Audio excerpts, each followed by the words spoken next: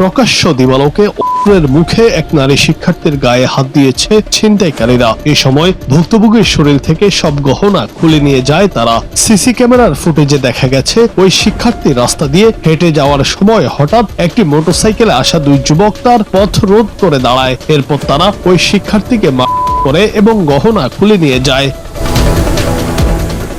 এই ঘটনায় স্থানীয়দের মধ্যে আতঙ্ক ছড়িয়ে পড়েছে। এলাকাবাসী বলছেন, বর্তমান পরিস্থিতিতে কেউই নিরাপদ নয়। তাদের মতে সিলেটে আইন শৃঙ্খলা পরিস্থিতির চরম অবনতি ঘটেছে এবং এই ঘটনা সেই নাজুক অবস্থারই একটি বহিঃপ্রকাশ। ভুক্তভোগী শিক্ষার্থী বর্তমানে চরম আতঙ্কে দিন কাটাচ্ছেন।